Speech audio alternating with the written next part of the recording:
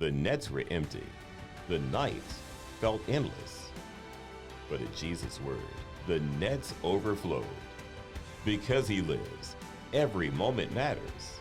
God sent his Son, and his promises are true.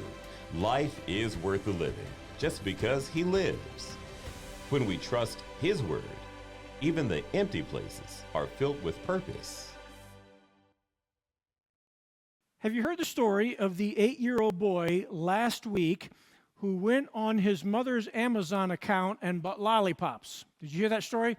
This was last week. It was May 4th. Look it up. It's a fabulous story. So the boy's name is Liam Lefevre, and they live in Lexington, Kentucky. So May 4th, Liam somehow got on his mother's cell phone. And she said later that she used to let her son play on her cell phone, and occasionally would even let him explore Amazon to look at things that he wanted. And the deal was, you can never put it, in the area to buy. Okay, you can just look. Well, he obviously figured out how to buy some things, and so he got on Amazon. And what he said was, he was playing a game with his friends, and he wanted to buy some lollipops as prizes for his friends. Okay, that was his intention. What happened was he ordered, this is part of the fun part of it, he ordered some Dum Dum lollipops. So I'm just letting that part go. That's a fun nuance of the story. I'm just letting that go. So this was on May the 4th. Holly Lefevre says that she was cooking breakfast, getting ready to go to church. And she got an Amazon delivery of a package, 25-pound box of Dum Dum lollipops.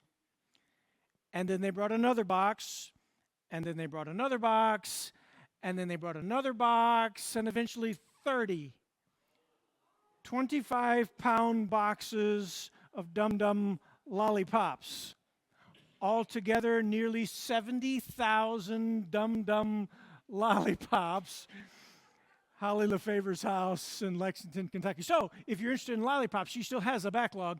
$4,200 worth of Dum Dum lollipops. So tonight, we are going to look at an encounter with Christ after his resurrection, and we are going to see a story of a surprising abundance. But the story is not about lollipops, and it's not about sugar and candy. It is initially about fish, but it's a much deeper story than that. We're going to look at a story of Jesus meeting the disciples on the Sea of Galilee, revealing himself to them in their confusion, in their emptiness, in their wonder, and Jesus comes and reveals himself to them again. And from their emptiness, Jesus displays his abundance and his grace. So now, if you have your Bible, turn to John 21, and we are going to look at our next encounter of Jesus after his resurrection. Jesus is going to meet the disciples on the Sea of Galilee. He has sent them ahead, and they assemble there and decide they're going to go fishing.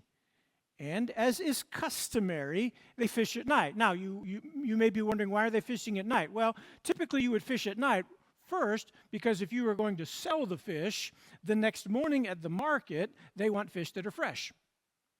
A second reason they might fish at night is because the nets have cords and ropes, and the fish are less likely to see them at night. So it's customary for them to fish at night. We'll see a story, another story tonight about a time when they were fishing at night.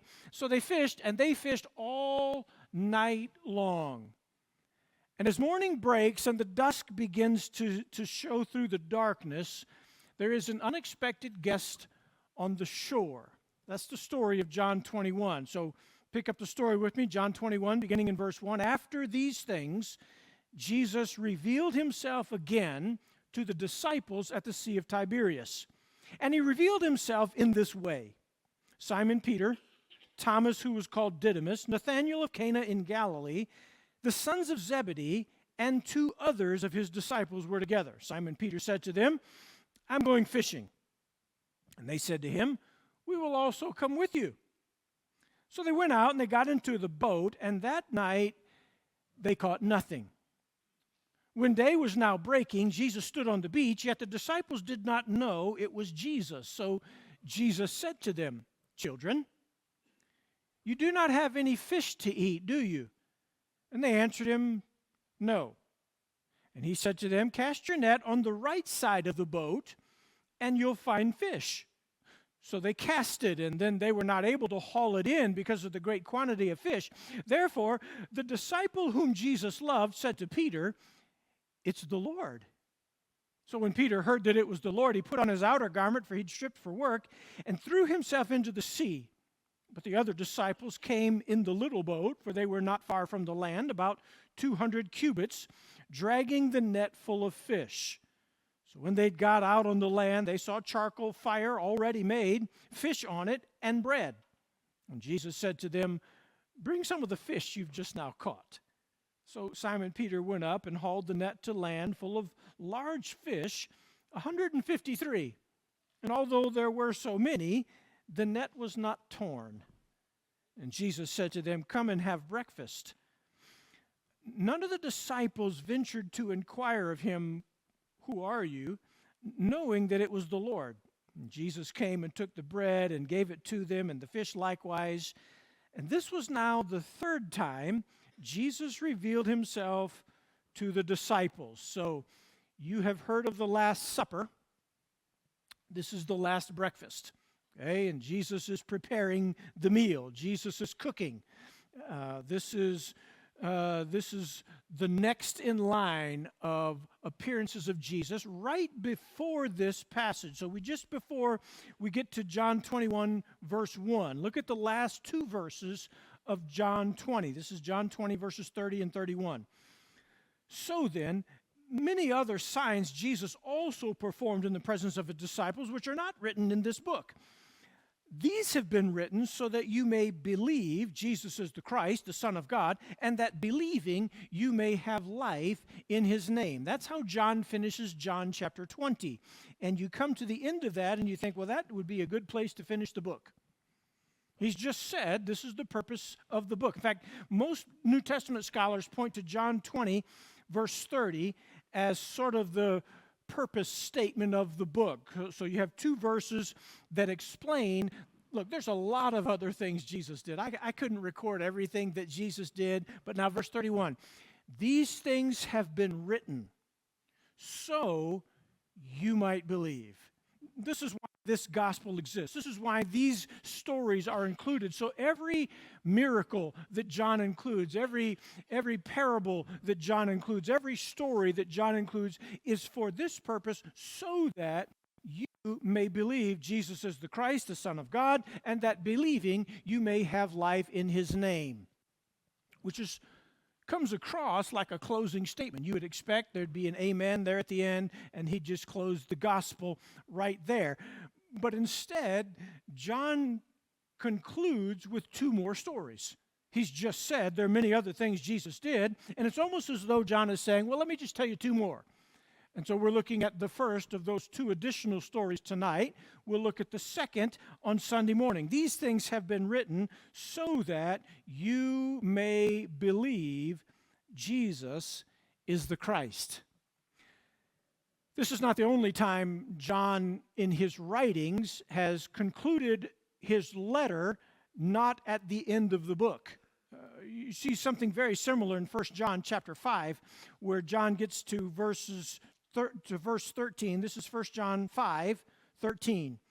These things I have written to you who believe in the name of the Son of God, so that you may know you have eternal life. Sounds like a concluding statement, right? Sounds like the ending verse of the letter. But John's still writing. The letter still has several more verses after that. He concludes it and then has more things to say.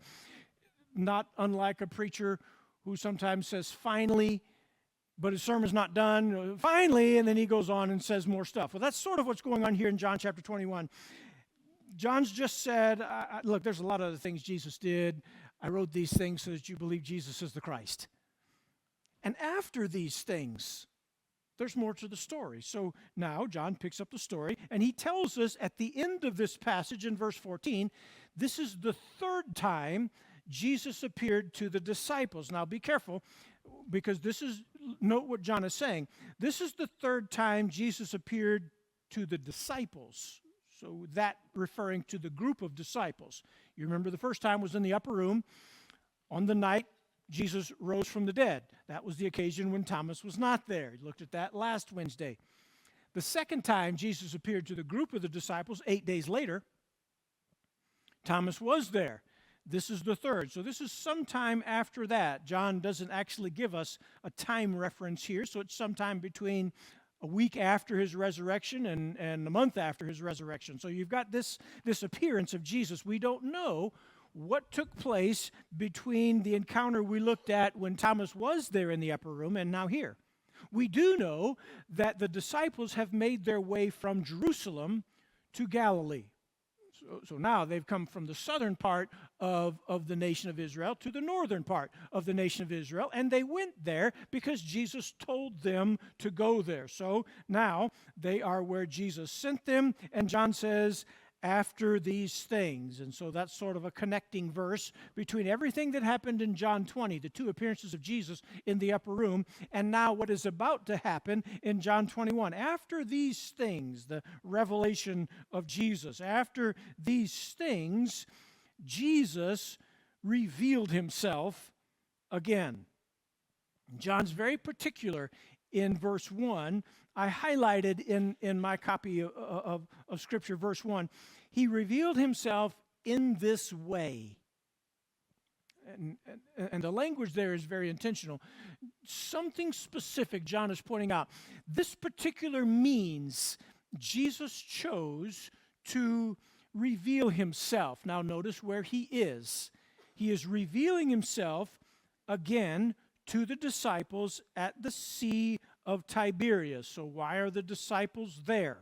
Well, several times Jesus instructed them to go there. Matthew chapter 26, right before the crucifixion. Matthew 26, verse 32. Jesus 3 times told the disciples what was about to happen before it happened. And in Matthew 26, 32, Jesus said, after I'm raised, I will meet you in Galilee. That was the first time. In Matthew 28, verse 7, when the women went to the tomb and they saw the angel of the Lord, the angel said to the women, he is going before you to Galilee. And then in Matthew 28, verse 10, when Jesus spoke to Mary, Jesus said to Mary, go tell the disciples and Peter, I'll meet them in Galilee. That's the third time. And then in Matthew 28, verse 16, he met them on a mountain and the text says, where he commanded them to go. So 4 times the Bible reminds us Jesus had told them ahead of time, after I'm raised, I will meet you in Galilee. And Matthew 28 suggests that he even told them it was a mountain range. So they're supposed to go to a mountain somewhere in Galilee. So now, chronologically, this story that we're looking at here in John 21 occurs after the 2 appearances in the upper room, before the Great Commission in Matthew 28, because it refers back to this event. All right, so we're just getting an overview of what's taking place, where Jesus, note 2 different times what John is saying. He revealed himself again to the disciples at the Sea of Tiberias, and he revealed himself in this way. Now, he has revealed himself at the Sea of Tiberias. Now, this is the same location as the Sea of Galilee, where many of the early events of Jesus' ministry took place. The Romans renamed it the Sea of Tiberias after Caesar Tiberius, or Tiberius Caesar, sort of in a way to honor him. So kind of like the Gulf of America, it was also known by other names, okay? So you might hear it as Lake Gennesaret, you might hear it as the Sea of Galilee or the Sea of Tiberias, all referring to the same place. This is the place where Jesus walked on the water. This is the place where Peter walked on the water. This is the place where Jesus calmed the sea. It's where Jesus miraculously allowed the disciples to catch fish in Luke 5. It's where the feeding of the 5,000 occurred. So all of these things are taking place there on the Sea of Galilee. And so Jesus, after his resurrection, instructs the disciples, go to the Sea of Tiberias, the Sea of Galilee. Now, who's there? Well, look at verse 2. Now we're going to get to some of the meat of the story. And we begin to discover some details that John tells us. John tells us who was there. Notice, not all of the 11 disciples were there. Not clear where the other 4 were. There are 7 who are delineated, or at least somewhat delineated here in verse 2. It's interesting to note who is there, and he is the second name mentioned. So Peter's there, and Thomas is there. Remember, Thomas missed one time. He's pretty well convinced, I don't want to miss anything else. So Thomas is not going to miss again. But now notice something else. There's 2 names that are mentioned first in the 7. Peter's mentioned first, and then Thomas. Now, Peter might be mentioned first because he was sort of the leader of the disciples, but I think there's a deeper reason there. Peter's mentioned because Peter's the guy who denied Jesus. Thomas is mentioned because he's the guy who doubted Jesus. And so now these are the first 2 names that are mentioned. Peter's there, the denier, and Thomas is there, the doubter, and they're both there. And they're 2 of the 7 names who are there at the Sea of Galilee. One who denied him, one who doubted him, and to their credit, they are both there. And they decide to go fishing. Now, at least 3 of the names that are mentioned here of the 7 originally were professional fishermen. Simon Peter, Thomas, who's called Didymus, that's the word that means twin, so he's a twin. Nathanael of Cana is there. Sons of Zebedee, so Peter's a fisherman. James and John are fishermen. So you've got at least 3 professional fishermen. Now, there's 2 others. We're not really sure who those 2 are. Could have been Andrew, could have been others. There may have been other fishermen there, but there's at least 3 of the 7 who are professional fishermen, and they fished all night. And then John tells us they caught nothing. So Peter says, I'm going fishing, and the other disciples said, well, then we're coming with you. And they fished all night, and they caught nothing, which is a little embarrassing if you're a professional fisherman. This is what you do, right? This is how you make your living. If I were out there fishing and I caught nothing, you might not think anything of it. But if a professional fisherman's out there and he fishes all night long and catches nothing, you must conclude either he's not that good at it or there are no fish there. Because surely a professional fisherman is going to catch fish if they are there. But now remember, this is not the first time this has happened. Back in Luke 5, at the early part of Jesus' ministry, in the first few verses of Luke chapter 5, Jesus is on the shore of the Sea of Galilee and he is preaching.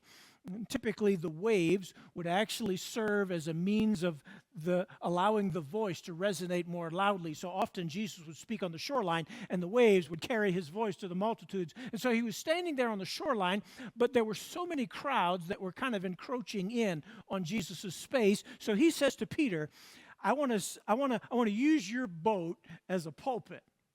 And so Luke tells us it was Peter's boat. So they got into Peter's boat, and Jesus backs away a little bit from the shore and preaches the rest of his message from the boat. And then after the message, Jesus says to Peter, who had been fishing all night the night before and caught nothing.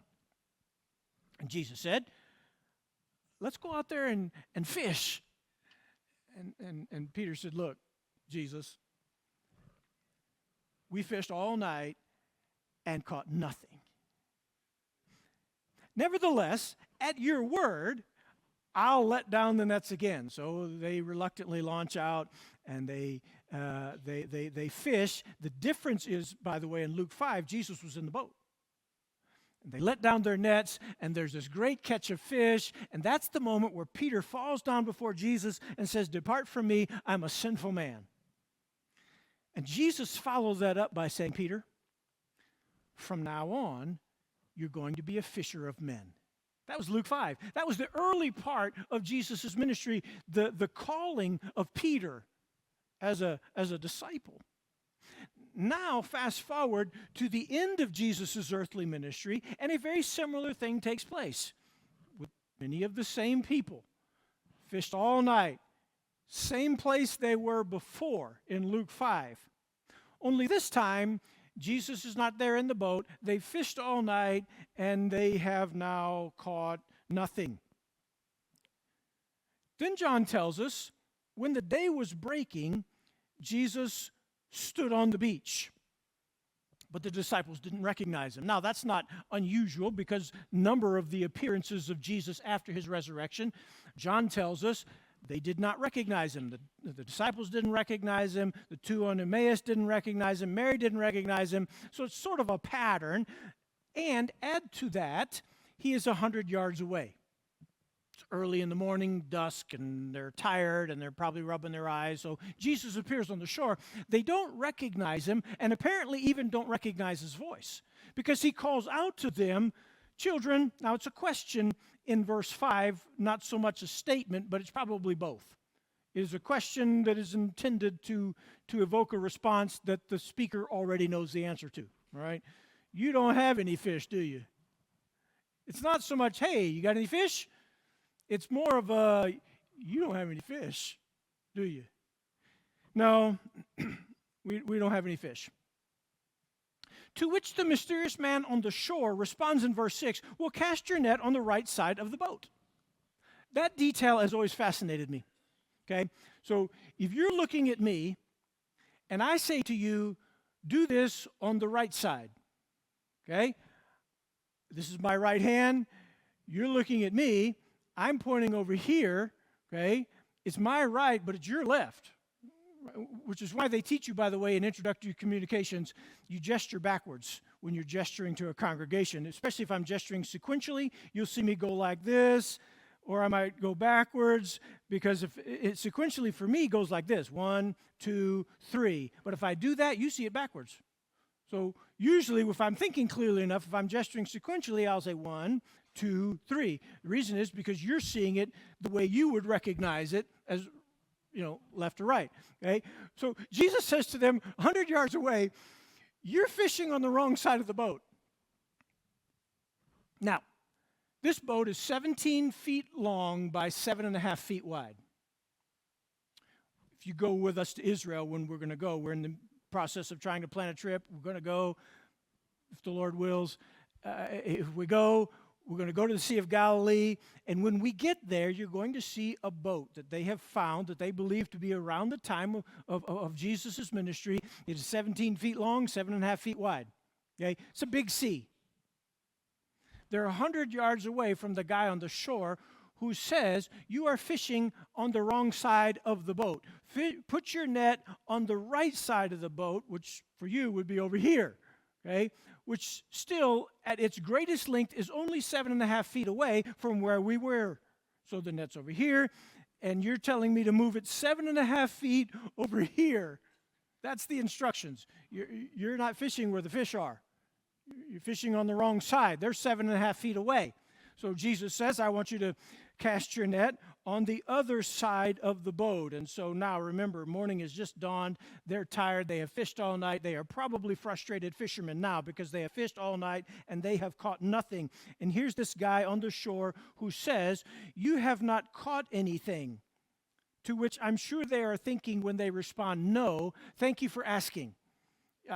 Thanks for pointing that out. No, we have not caught any fish because, look, if you fished all night and caught nothing, the next to last thing you want is a witness.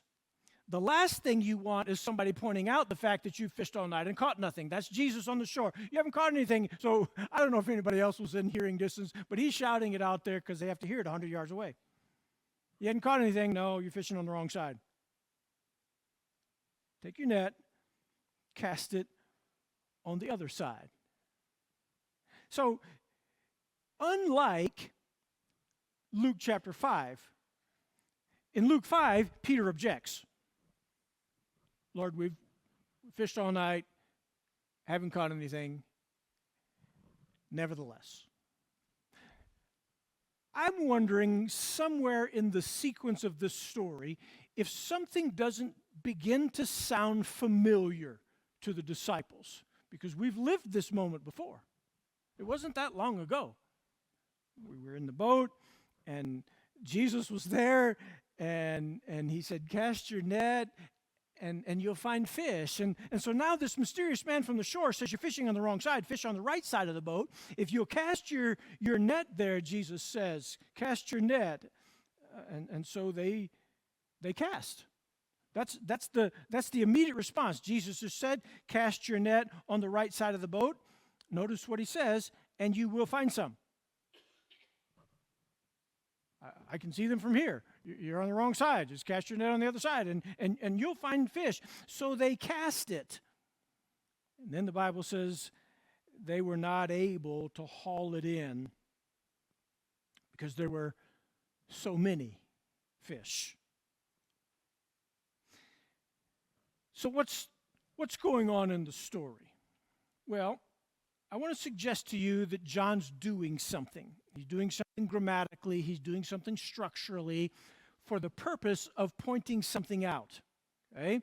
Now, I've heard a number of people who have tried to speculate, why are the disciples fishing? Some people will say, well, Peter's quit. I'm done. This whole preaching thing, I'm not doing that anymore. I'm going back to fishing. There's some people that say Peter's just resigned. I'm giving up. I'm going back to fishing. I don't know that is necessarily evident in the story. He may have been bored. They may have been hungry.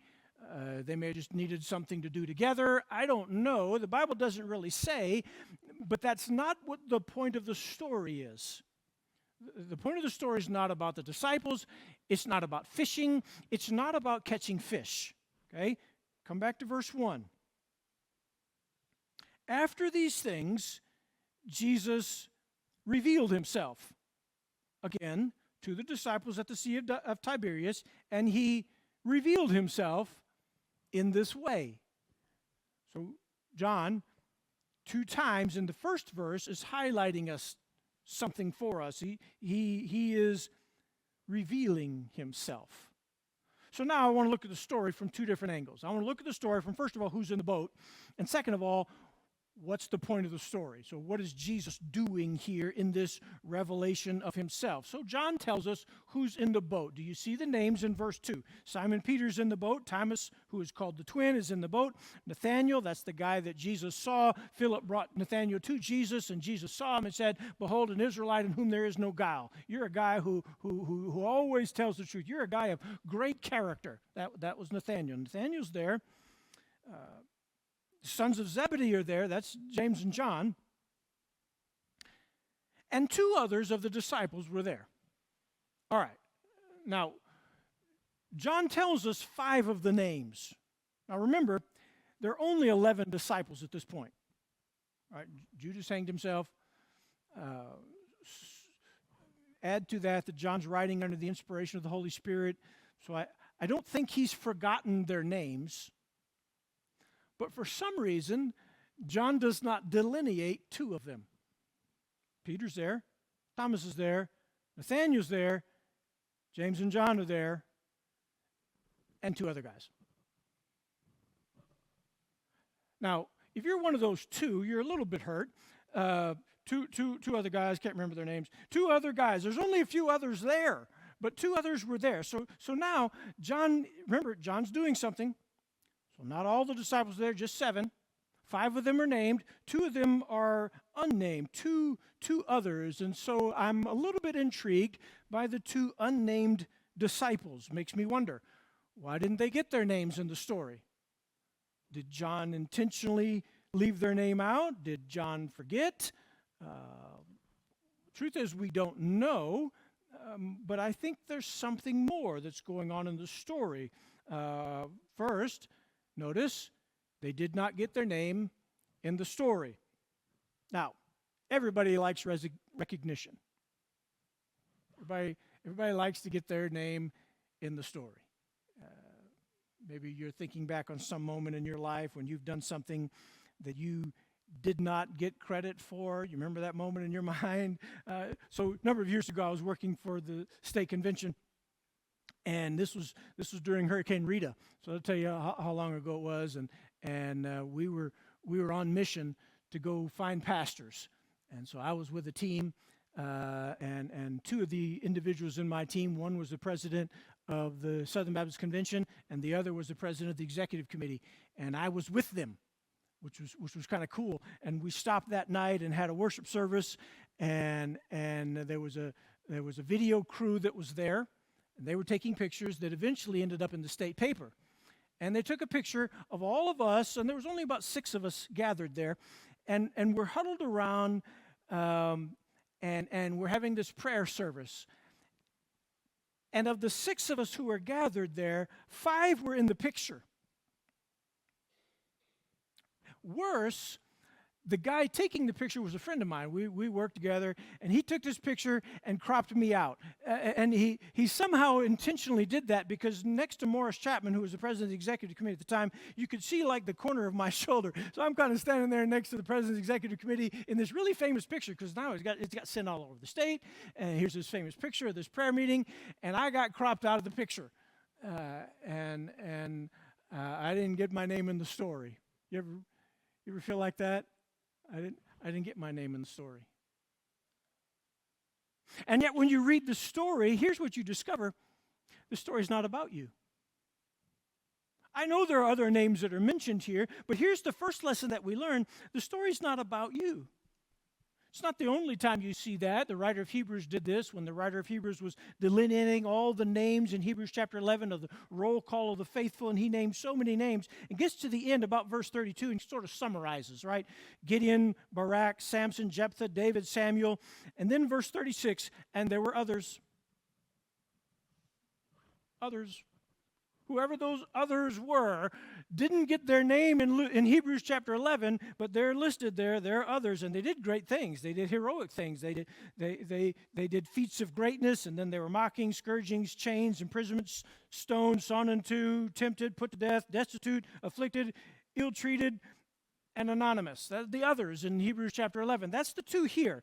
There are these 2 other guys, 2 unnamed disciples. Now, skip down to verse 8. I'm going to come to that in just a minute. There are 2 unnamed disciples, and they're in the little boat.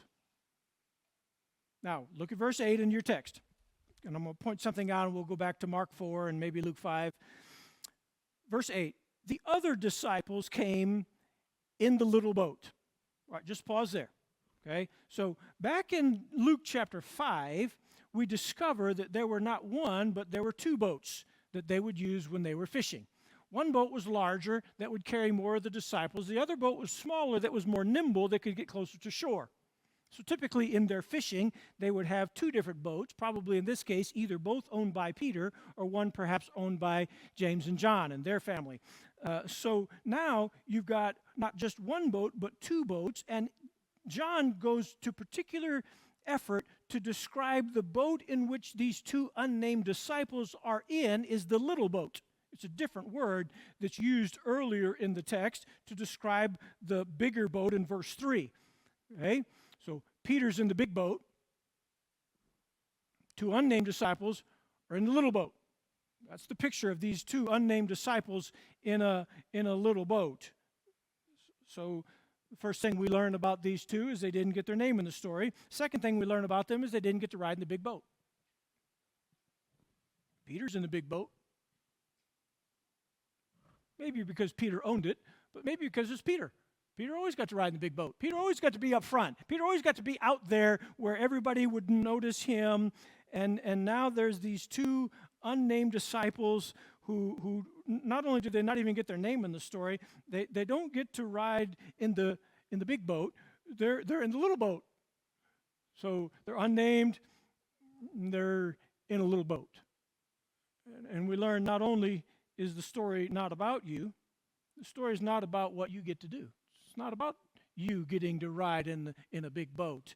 So here's what we learn. We learn these 2 unnamed disciples, they didn't get their name in the story, they didn't get to ride in the big boat, and they didn't get to catch the fish.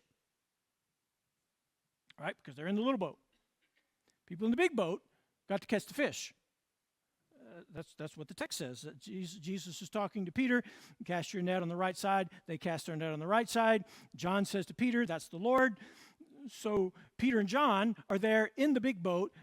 They're the ones who are actually catching the fish. Does it ever bother you that there are people in the kingdom who do great things and God somehow trusts you with small things?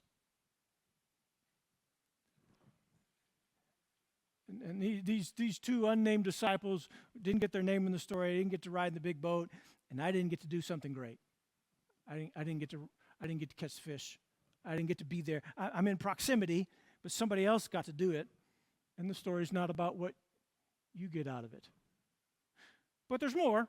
Not only did these two not get their name in the story, and they didn't get to ride in the big boat, and they didn't get to catch the fish, they didn't get credit for what they did. Because what happens is when the people in the big boat find this catch of fish, it's the people in the little boat who are dragging the net to shore. You know that from verse 8. The other disciples came in the little boat, for they were not far from land, about 200 yards away, and they're the ones dragging the net full of fish. Here's what I think is happening. When they have set their nets down on the right side of the boat, they brought in this large haul of fish, and they could not bring this net of fish up into the big boat.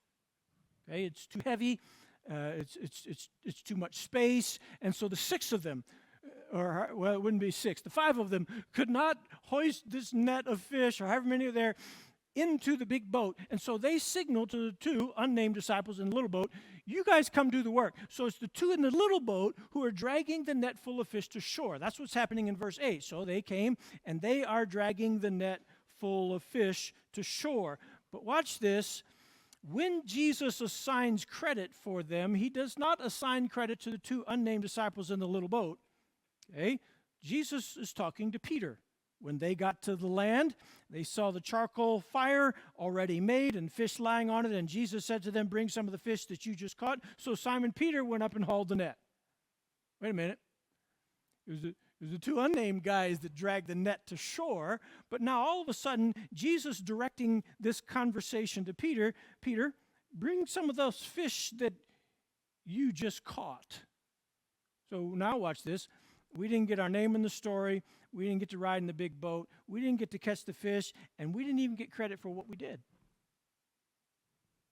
But the story is not about what credit you get. But there's more. They didn't get their name in the story. They didn't get to ride in the big boat, didn't get to catch the fish, and didn't get credit for what they did. There's still one more detail. When they dragged this net 100 yards to shore, they discovered Jesus does not need what I have. I've done all this work to drag this net 100 yards, rowing this small boat to shore.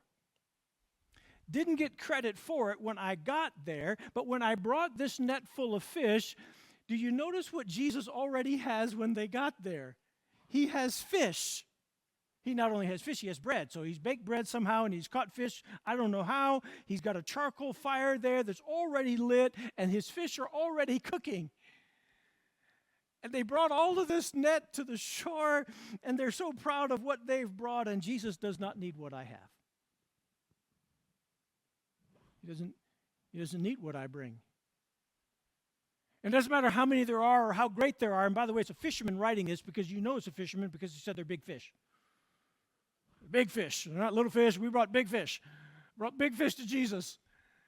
And Jesus doesn't need that. Now, in his grace, Jesus uses what they brought, but he did not need what they brought.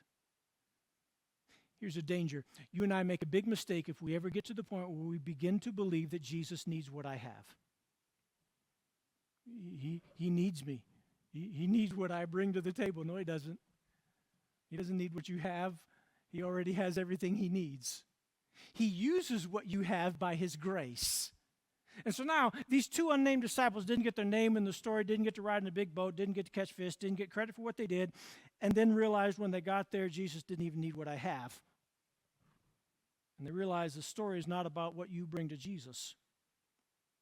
So they've learned the story is not about them.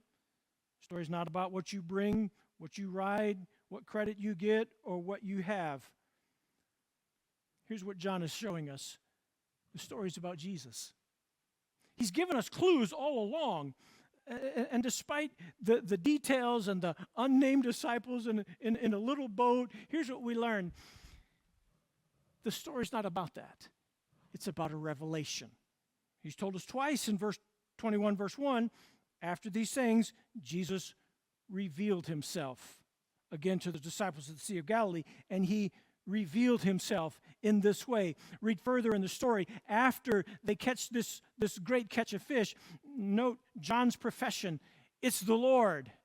And then after you get down to verse 14, John says it the third time, now this is the third time Jesus revealed himself. So the story is not about the disciples, it's not about the boat, it's not about the fish, it's not about the sea. It's about Jesus. He's revealing himself, and they get to be there. They get to be a part of what Jesus was doing. And so Jesus revealing himself to the disciples. It's John, by the way, who recognizes Jesus. John was the one who recognizes Jesus at the empty tomb. He believed, he saw, and he believed. And it's John who calls out to Peter, that's Jesus. And so Peter, after this revelation that that's Jesus, he leaves the boat, which, by the way, belongs to him. So it's Peter's boat and everything in there is Peter's. Peter leaves the boat, which if you're one of the other disciples, you're probably initially a little bit frustrated because Peter's swimming to shore with his clothes on, which is maybe not the smartest idea, but he's going to go get to where Jesus is. So for a second time, Peter leaves everything behind to go follow Jesus. More specifically, he leaves the same everything behind he left the last time to follow Jesus. Because remember, when Jesus called Peter on the shore, follow me and I'll make you fishers of men. And Peter left everything. Now for a second time, Peter's left everything. And maybe if the other disciples were really picking up on what was going on, they would have left everything and jumped in the sea with him. Because Jesus is saying to them, this is not what you're called to do, and it's not who you're called to be. Now, they brought a net full of fish, and they brought that net full of fish to Jesus. Jesus has got a charcoal fire already lit. By the way, the only other time the phrase charcoal fire occurs in the Gospel of John was the last time Peter was there with Jesus when he denied him. He stood by the fire, remember, and that little girl said to him 3 times, aren't you the guy? No, it's not me. Weren't you with him? No. Weren't you there? No, it really wasn't me. Right there by a charcoal fire. Now he comes back, Jesus got a charcoal fire. Maybe all that comes flooded back, and he comes and he's dragging this net, which is fascinating because there were 5 of them who were, or 6 maybe, however many there were, dragging this net full of fish, and they couldn't get it in the boat. But Peter drags it to shore, and he gets that net full of very large fish, and there's 153 of them. I love the fact that somebody counted. 153. It was a fisherman. That's how many we caught. Maybe they counted them because they were going to sell them. People have all kinds of fun. 153. That's a weird number. Augustine said, if you take the sum of the integers from 1 to 17, it's 153, which is great. I just don't know what that means. Maybe it's 10 plus 7, but Augustine saw a lot of theological significance. He's smarter than I am. So the sum of the integers, 1 to 17, is 153. Or Aquinas said 153 was the total number of the species of fish in that day. And Jesus was saying, I want you to catch all kinds of fish. That's a great sermon illustration. It's just not clear in the story. Here's what I think. I think there were 153 fish is because that's how many that net would hold. It's full. It's 153 big fish. And those 7 disciples bring the very best that they have, and they bring it to Jesus, and they realize Jesus doesn't need it, but he's going to use what I have. And even though there were 153 of them, John reminds us, the net did not break. That detail seems to have fascinated John. 153 of large fish, but the net didn't break. And they bring their fish to shore, and Jesus says, come eat. And all of a sudden, Jesus is cutting the fish, and he's breaking the bread. And there's a revelation. Do you remember it? It was the same revelation in the upper room. It was the same revelation at the two on the road to Emmaus when they came to their house and Jesus broke bread. And when they got back to Jerusalem, they told the disciples, we recognized him at the breaking of bread.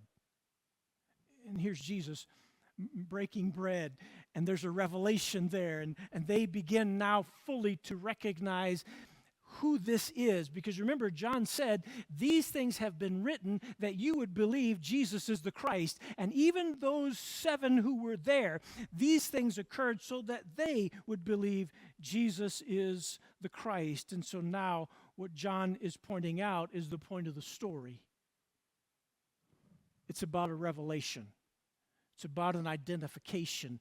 It is revealing, Jesus revealing himself, John pointing him out, Jesus breaking bread, and then the revelation where they now fully seem to come to grips with the fact that this is Jesus.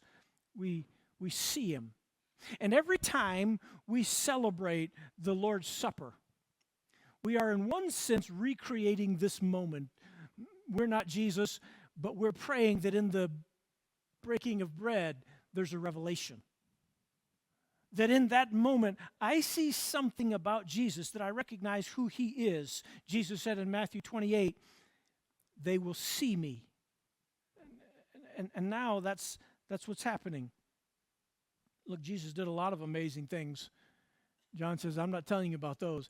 I'm telling you about the things that point you to Jesus. This is the picture. And so what you have is really a fascinating story that is often wildly misunderstood because we get so captivated by the details and the pictures and the stories and the disciples and the fish and the nets and the boats and miss the obviousness of what John's been trying to say all along. This picture, this story is about Jesus. It's not about fishing on the wrong side of the boat. It's not about getting your name in the story. It's about revealing him. It's about who Christ is. And when the disciples were where he told them to be, doing what he told them to do, they caught fish. When they were not where they were supposed to be and they were not doing what he told them to do, they caught nothing. Because it wasn't until they followed his instructions, cast your net over here, that they caught fish. So now, keep your finger here and turn back to Luke 5. I've referred to it a couple of times, and I want you to see one more thing before we close. This is Luke 5. It happened that while the crowd was pressing in and listening to Jesus' word, he was standing by the lake of Gennesaret, and he saw 2 boats lying on the edge, and the fishermen had gotten out of them, and they were washing their nets. And he said to one of the boats, which was Simon's, he asked him to put out a little distance from the land, and he sat down and continued teaching the crowds from the boat. And when he finished speaking, he said to Simon, put out into the deep water and let down your nets for a catch. And Simon said, Master, we've worked all night, caught nothing. But I will do as you say and let down the nets. And when they had done this, they caught a great quantity of fish, and they cast their nets, and their nets, by the way, began to tear. So they signaled to their partners in the other boat to come help them. And they came and filled both boats to the point where they were sinking. And when Peter saw this, he fell down at Jesus' knees and said, go away from me, Lord, I'm a sinful man. For amazement had seized him and all his companions because of the catch of fish that they had taken. And likewise, James and John, sons of Zebedee, who were partners with Simon. And Jesus said to Simon, do not fear. From now on, you will be catching people. This is what your life is supposed to be. And so now, at the end of Jesus' earthly ministry, Jesus is taking Peter back to the beginning of his earthly ministry and reminding him at the scene of the very same event that he did before. The same miracle, same lake, same message. I've called you to catch people. And here's what we learn. Life is worth the living because he lives. The mission to which he's called me. The task that's been appointed to me. So don't miss the message of the text. It's about him. Remember what the disciples were doing at the beginning of the story? They were obeying. They were going where Jesus told them to go. Remember Jesus' approach? He wanted them to identify what I have. I have nothing. They had what they thought they needed, but came back with nothing. Jesus had nothing of what they thought was necessary, but had everything that they needed. So Peter jumps in the water, realizing now, I think, with clarity, I don't need this, I need him. He swims to get to the shore in a hurry to be where Jesus is, and we finish with the thought, in what ways do you think Jesus might be asking you to cast your net on the other side? What are some things that the Lord might be teaching you, reminding us who he is and what he's called us to do? And when you're doing that, that's when life's worth the living.